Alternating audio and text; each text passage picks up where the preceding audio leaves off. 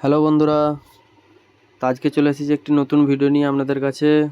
তো আপনারা দেখতেই পাচ্ছেন এটি একটি সিলিন্ডার পাম্প খারাপ হয়ে পড়ে আছে, জল বেরোচ্ছে না। তো এটাই আজকে আমি বাগাবো, জল বার করে দেখাবো। তো সিলিন্ডারের ভেতরে কি কি থাকে সেটাও আজকে আপনাদেরকে দেখাবো। পুরো ভিডিওটা আপনারা দেখতে থাকুন।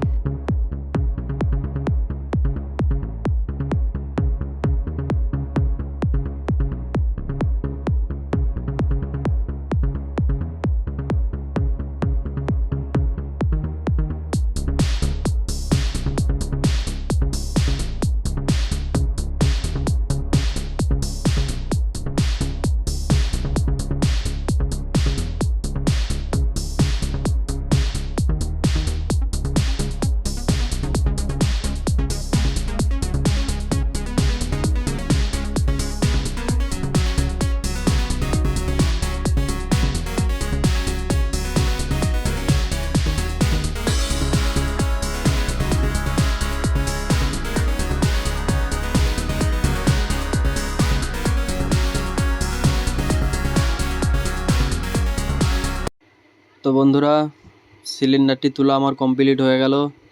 তো এরপরে এই সিলিন্ডারটি খুলে আপনাদেরকে দেখাবো সিলিন্ডারের ভেতরে কি কি থাকে। তো চলো বন্ধুরা, এবার আমি সিলিন্ডারটি খুলে নেব। তো বন্ধুরা, সবচেয়ে প্রথম আমি একটু হাতুড়ি ঘা মেরে নেব। তো এরপরে চেনটন আর গ্যাসটনের মাধ্যমে সিলিন্ডারটিকে আমি খুলে নেব।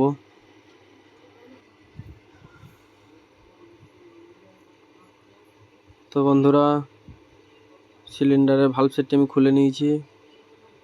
তো এরপর যেটা আমি খুলছি এটা হচ্ছে সিলিন্ডারের ভালভের সেট। তো আপনারা দেখতেই পাচ্ছেন। আর এই যে আমি যেটা লাগাচ্ছি এটা হচ্ছে সিলিন্ডারের ব্যাকেট। তো একটা সিলিন্ডারের দুটি ব্যাকেট থাকে যার সাহায্যে সিলিন্ডারের জলকে তোলা হয়। তো এরপর এই ব্যাকেটগুলি আমি লাগিয়ে নেব, রেঞ্জের সাহায্যে একটু টাইট করে নেব। তো বন্ধুরা দেখতেই পাচ্ছেন ব্যাকেটগুলি আমার লাগানো হয়ে গেল। তো এরপরে আমি সিলিন্ডারের ভালভটাকে আপনাদেরকে দেখাবো। তো আপনারা দেখতেই পাচ্ছেন এই যে সিলিন্ডারের ভালভটা দেখতে পাচ্ছেন। সবচেয়ে প্রথম আমি জল দিয়ে আগে চেক করে নেব যে এটা জল নামছে নাকি। তো বন্ধুরা, এটা জল নামে না। তো এরপর এটাকে আমি সেট করে নেব। তো বন্ধুরা, কলে যদি আপনাদের জল নামে তাহলে ভয় পাওয়ার কোনো কারণ নেই।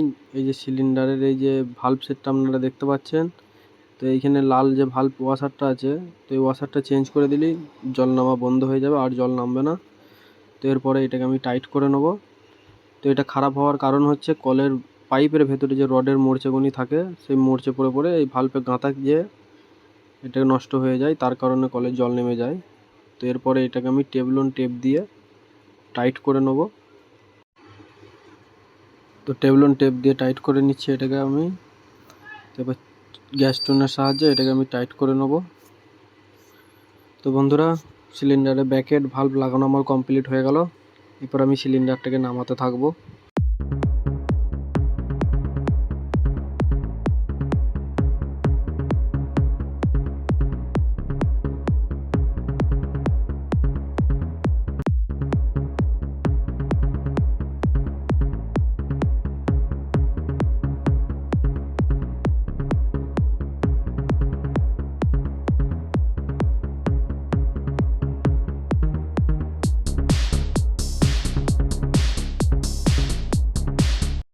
তো বন্ধুরা, ফাইনালি পাইপ নামানো কমপ্লিট আমার হয়ে গেল। তো এরপরে এটা আমি জল বার করছি, আপনারা দেখতেই পাচ্ছেন। তো কাজটি যদি আমার ভালো লাগে অবশ্যই লাইক করে দেবেন, সাবস্ক্রাইব করে দেবেন, আর কমেন্ট করে জানাবেন কাজটি আমার কেমন হয়েছে।